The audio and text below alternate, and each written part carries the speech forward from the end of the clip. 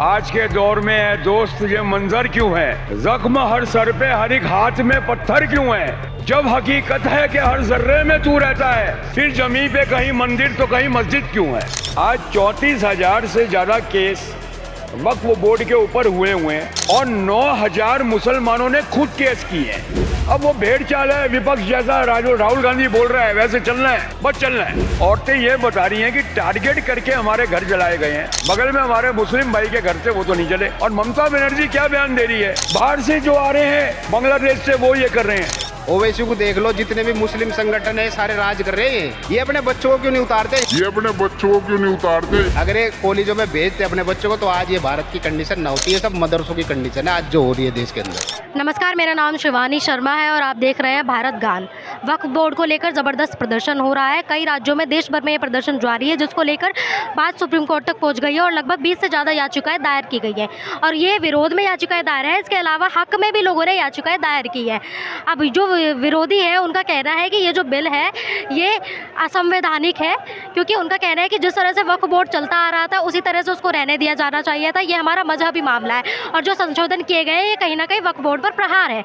अब संविधान को मानने वाले यही लोग बिल को कह रहे हैं कि यह असंवैधानिक है। अब सुप्रीम कोर्ट ही ये तय करेगा कि ये बिल में जो संशोधन हुआ है संवैधानिक है या असंवैधानिक है। लेकिन यहाँ पर मैं दिल्ली में मौजूद हूँ, राजधानी दिल्ली के यहाँ पर चांदनी चौक पर इस वक्त हम मौजूद हैं और यहाँ पर कुछ लोग हमारे साथ मौजूद हैं जिनसे बातचीत करेंगे इस बिल को लेकर कि ये जो याचिकाएं दायर हुई हैं इस पर सुनवाई चल रही है, अब क्या कुछ होने वाला है। क्या नाम है आपका? मेरा नाम पूरा बताऊंगा कंट्रोवर्सी हो जाएगी। चलिए नाम छोड़िए, विचार रखिए। दीपक जेटली हूँ मैं। अच्छा, तो क्या कुछ कहना चाहते हैं? जेटली मामा नहीं लगता मेरा। एनीवे, बहुत अच्छा आपने सवाल उठाया। देखिए, हमारा देश में अभी भी डेमोक्रेसी है, लोकतंत्र है, उर्दू में बोलते हैं जमहूरियत है। तो 20 आपने बताया कि याचिकाएं इसके खिलाफ, वक्फ बिल के खिलाफ दायर हुई हैं और सरकार की तरफ से कैविएट दायर हुआ है। कैविएट बोला जाता है कि ये नहीं Supreme Court one side decision दे दे, सरकार का पक्ष भी सुनना पड़ेगा। कई बार सुप्रीम कोर्ट कर देता है ऐसा कि वन साइड डिसीजन भी दिए हैं उसने। तो इस बार सरकार ने बहुत अलर्ट है।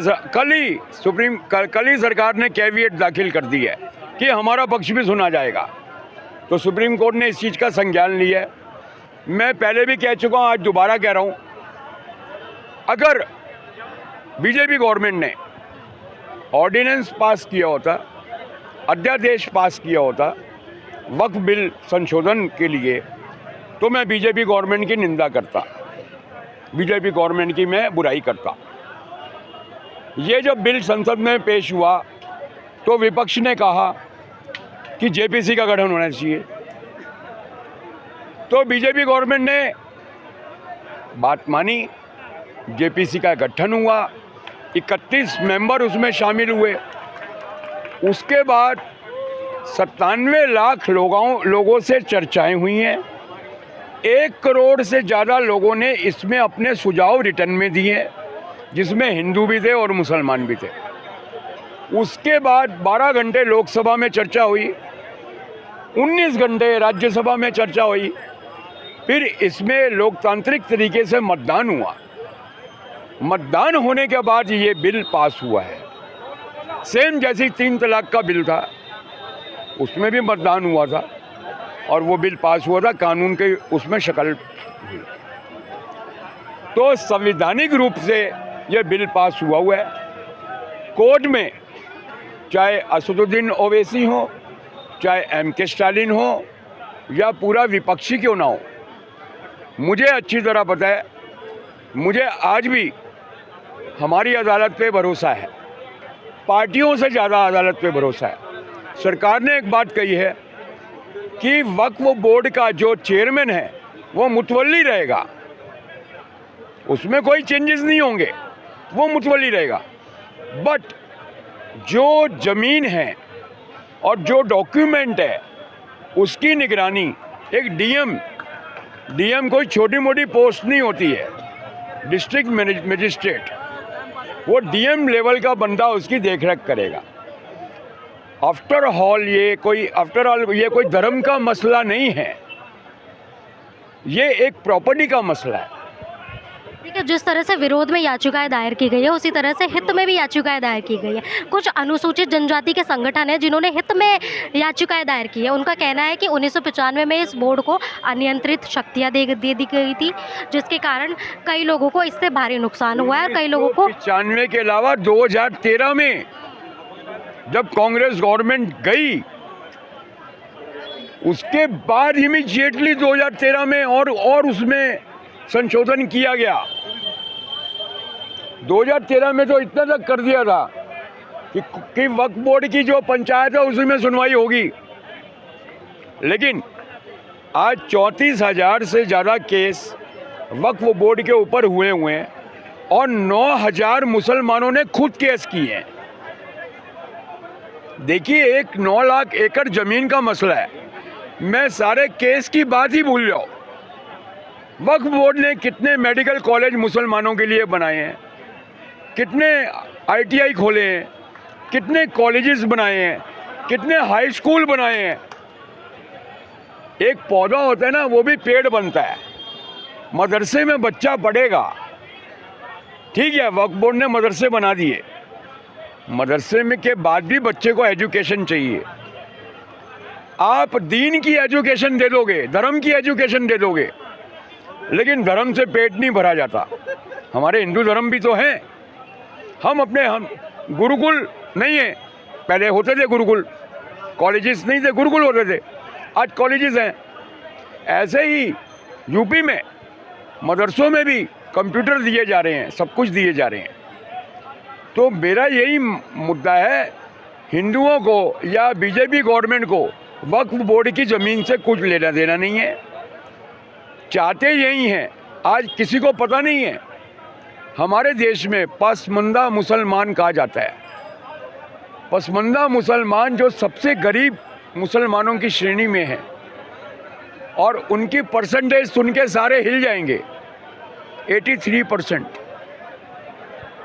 ये खुद के मुसलमानों को ही नहीं मालूम है।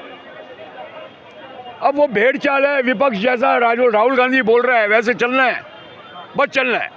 देखिए, ये जो अभी संशोधन हुआ है, एक तरफ बीजेपी दावा करती है कि हम वक्फ बोर्ड से जो भी फ़ायदा होगा, पैसा आएगा या जो भी ज़मीन दान में जाएगी, उससे सीधा डायरेक्ट बेनिफिट मिलेगा मुसलमान भाइयों को ही, ठीक है। लेकिन कहीं ना कहीं मुसलमान भाइयों का ये कहना है कि सरकार ने हमारे लिए कुछ किया नहीं है, और इस सरकार में हमारी सर पर, हमारी गर्दन पर तलवार टंगी रहती है, हम दबे हुए हैं, हम कैसे विश्वास कर लें। तो कहीं ना कहीं इन लोगों को सरकार की नीति पर विश्वास ही नहीं। ये मुसलमान नहीं कह रहे हैं मैडम, ये विपक्ष कह रहा है। अगर मुसलमान कह रहे होते तो पूरे देश में विरोध होता। अब पश्चिम बंगाल का हम उदाहरण दें कि वहाँ इतना कुछ हो रहा है, अब वो तो ममता बानो है, वो तो करेगी, बनर्जी नहीं रही वो।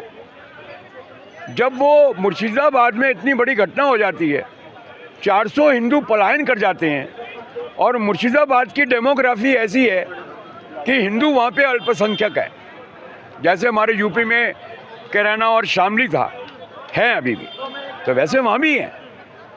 तो वहाँ से हिंदुओं को पलायन करना पड़ गया। 500 से ज़्यादा लोग पलायन कर चुके हैं नदी के थ्रू पार। और मालदा की तरफ, मालदा में एक स्कूल में शरण लिए हुए हैं, औरतें रो रही हैं। शुभेंदु अधिकारी पहुँचा है, अखबार में भी तस्वीरें आई हैं। औरतें ये बता रही हैं कि टारगेट करके हमारे घर जलाए गए हैं, बगल में हमारे मुस्लिम भाई के घर से वो तो नहीं जले। और ममता बनर्जी क्या बयान दे रही है, ममता बानो क्या बयान दे रही है कि बाहर से जो आ रहे हैं बांग्लादेश से वो ये कर रहे हैं। अरे मैडम, सरकार आपकी है। ममता बनर्जी को एक चीज़ समझ में नहीं आ रही, यहाँ बल्ली मरान में मिर्ज़ा गालिब रहते थे 200 साल पहले, यहीं ये मुशायरा करने ये लाल किले में जाते थे बहादुर शाह जफर के यहाँ। तो उनकी पेंशन अंग्रेजों ने रोक दी थी, 2 साल वो भी बंगाल में रहे। तो बंगाल से जब वापस आए तो उनसे पूछा कि बंगाली कैसे आपको लगते हैं, तो मिर्ज़ा गालिब ने कहा था कि बंगाली 100 साल पीछे की भी सोचता है और आगे की भी सोचता है। यही बंगाल है जहाँ ज्योति बसु 34 साल लगातार राज किया है, और बंगालियों ने उनको उखाड़ के फेंक दिया, क्योंकि वो CPI और माओवाद का जब गठजोड़ हुआ और वहाँ पे नक्सलिज्म शुरू हुआ तो सरकार को उखाड़ के फेंक दिया। ममता बनर्जी ने फ़ायदा उठा लिया, लेकिन वो ये नहीं समझ रही है कि अभी बंगाली करे क्या ना करे। देखिए, मुर्शिदाबाद की बात हो रही है। मुर्शिदाबाद में जो दंगे हुए हैं लगातार, आप जानते हैं कि किस कारण ये हुए, कौन थे आखिर ये लोग जो विरोध प्रदर्शन कर रहे थे? और देखिए, पुलिस हाथ के हाथ बांध करके बैठी हुई है और बीएसएफ मैं आपको बताऊं गिरफ्तार कर रही है। ये जो दंगे हुए हैं इसमें एसडीपीआई का हाथ सामने आ रहा है, जो पीएफआई की ही एक विंग है। पीएफआई को बैन लगाया हुआ है, एसडीपीआई यानी कि सोशलिस्ट डेमोक्रेटिक पार्टी। तो अभी क्या होता है, जैसे हम पाकिस्तान में जैसे तो होता है कि लश्कर तोयबा पे बैन लगा, दूसरी तंजीम खोल ली, तो यही हाल दिल्ली में यहाँ पे पश्चिम बंगाल में भी हो रहा है। तो पश्चिम बंगाल में एक ही इलाज है, अगर वहाँ कंट्रोल स्थिति में नहीं हुई तो बड़ी बात नहीं है, केंद्र सरकार वहाँ पे भी राष्ट्रपति शासन लगा दे। अगर पुलिस अगर पश्चिम बंगाल में ध्यान नहीं दे रही और बीएसएफ को अगर गिरफ्तार करना पड़ रहा है तो ये ममता बनर्जी के लिए चेतावनी है, क्योंकि मणिपुर से अब कोई घटना की आवाज़ नहीं आ रही है।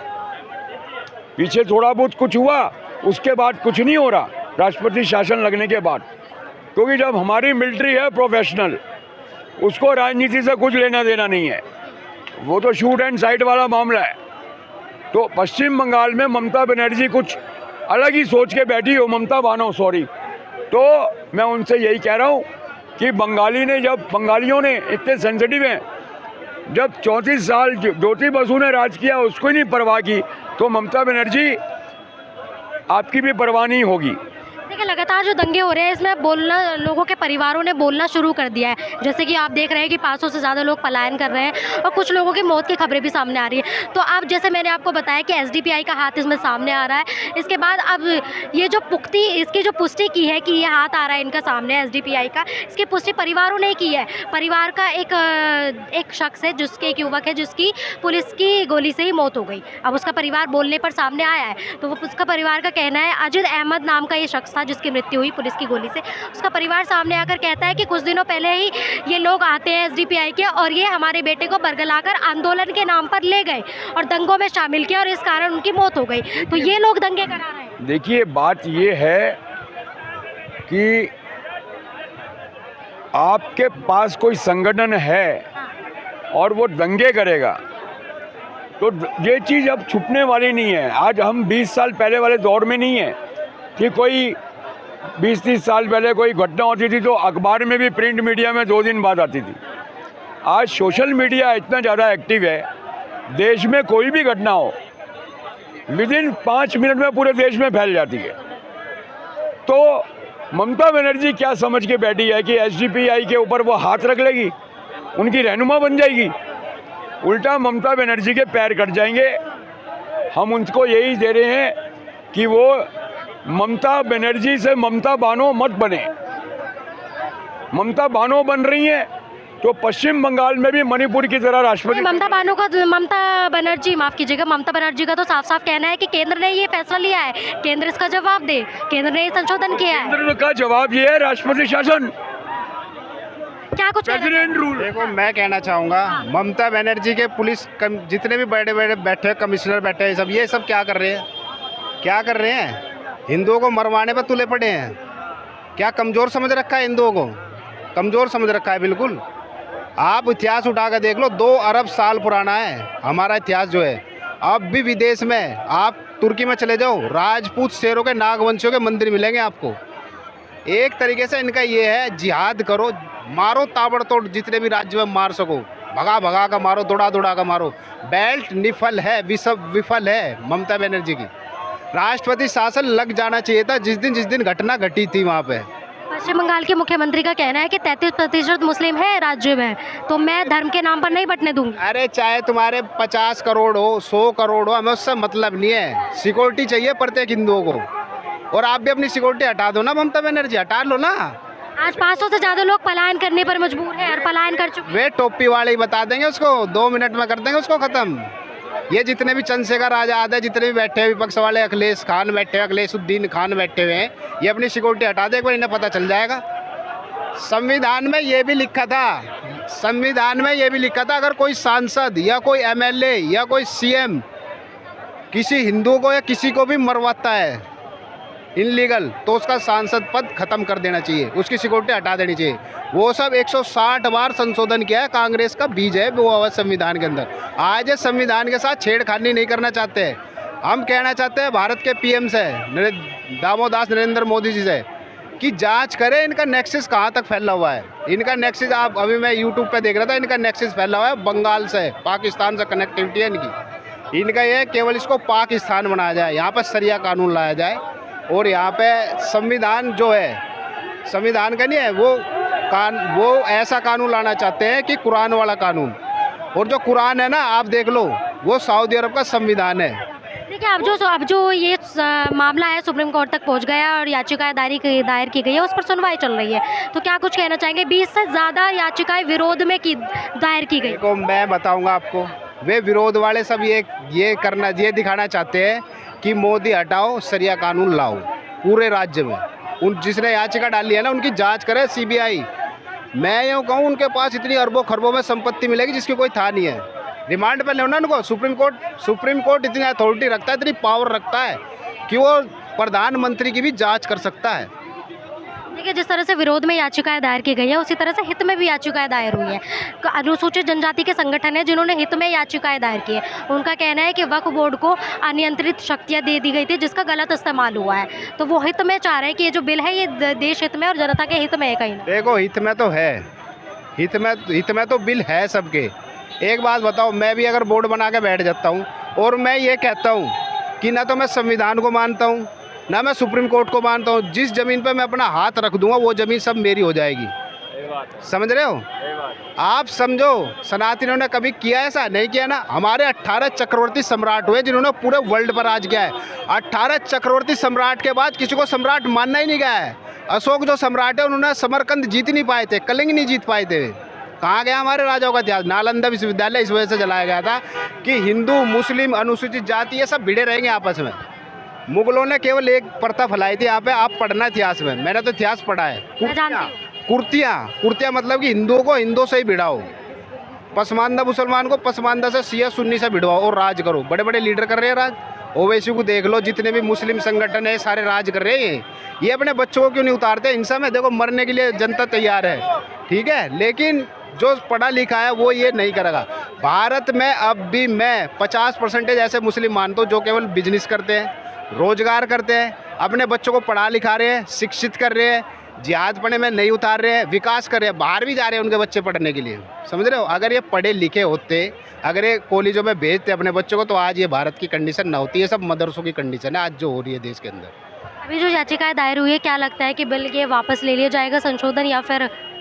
एक बात बताओ, आज इन्होंने चलो वक्फ बोर्ड को वापस ले लिया, वक्फ बोर्ड को चलो इन्होंने वापस ले लिया।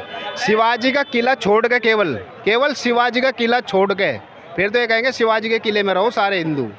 शिवाजी का किला ही सुरक्षित है। जिस टाइम औरंगजेब आया था उस टाइम इस्लामीकरण हुआ था। ये वही दोबारा से दोहराना चाहते हैं। ओवैसी खुद चाहता है कि एक अलग पाकिस्तान और बन जाए, देश के टुकड़े में से। इनके पास ज़मीन आई कहाँ से? गरीब मुसलमान पेंचर लगा रहा है, ठीक है, आप देखो, गरीब मुसलमान पेंचर लगा रहा है, 500 रुपये की, 600 रुपये की वो दाढ़ी में कमाने के लिए जा रहा है। वो अपनी ज़मीन कैसे दान दे देगा? आप पत्रकार महोदय ये तो सोचो, सुप्रीम कोर्ट के वकील को ये तो सोच लेनी चाहिए। वो सारी सरकारी ज़मीन है, वो सम्राटों की ज़मीन है, जितने भी चक्रवर्ती सम्राट है वो सब उनकी ज़मीन है। आप जांच कर लो पूरी तरह। 100 साल पुराना आप नक्शा निकाल लोगे ना, उस नक्शे में केवल वो सारी सरकारी ज़मीनें पाएंगे। मकान क्यों नहीं दिए थे? वक्फ बोर्ड था इनके पास में, मकान क्यों नहीं देते? सब चीज़ें क्यों नहीं दी थी? क्यों वे मोदी जी से मांग रहे हैं बार बार इनको, भैया हमें ये दे दो, हमें ये योजना दे, हमें ये योजना दे, हमें ये योजना दे? आप दे रहे हैं तो आपत्ति हो रही है। देखो, मैं बताऊंगा, जिन्होंने याचिका डाली हुई है बड़े बड़े मुस्लिम लीडर हैं, वे अरबों खरबों की संपत्ति लेकर बाहर विदेश पड़े, वे बाहर भाग जाएंगे, नीरव मोदी की तरह बाहर भाग जाएंगे। जैसे एक पंजाब नेशनल बैंक को लूट कर वो बाहर भागे थे सब सारे भगोड़े, ओवैसी भी बाहर भाग जाएंगे सब। ये बेचारे गरीब रह जाएंगे। देश का प्रधानमंत्री इनको ही देगा उस जमीन में सब चीज़। किसी हिंदू ने बनाया मकान उसके अंदर दिखा दो एक, किसी हिंदू ने मकान बनाया, किसी ने दावा ठोका हो, किसी ने ये कहा भाई हमारा हॉस्पिटल बनाओ, हमारे सरकारी स्कूल बनाओ, कुछ भी करो, कहा ही नहीं ना। आज के दौर में दोस्त ये मंजर क्यों है? जख्म हर सर पे, हर एक हाथ में पत्थर क्यों है? जब हकीकत है कि हर जर्रे में तू रहता है, फिर जमीन पे कहीं मंदिर तो कहीं मस्जिद क्यों है? वाह वाह वाह। अपना अंजाम तो मालूम है सबको, लेकिन अपना अंजाम तो मालूम है सबको, लेकिन अपनी नज़रों में हर इंसान सिकंदर क्यों है? अपनी नज़रों में हर इंसान सिकंदर क्यों? ठीक है, तो ये थी जनता की राय वक्फ बिल को लेकर जो अब याचिकाएं दायर की गई हैं। कुछ लोगों का कहना है कि बिल वापस लिया जाए और कुछ लोगों का इसी के साथ ही कहना है कि कोई फ़र्क नहीं पड़ने वाला है, बिल ऐसे ही रहेगा क्योंकि ये जनता के हित में है। इस पर आपकी क्या राय है? कमेंट सेक्शन में हमें ज़रूर बताइए और तब तक के लिए देखते रहिए भारत गान।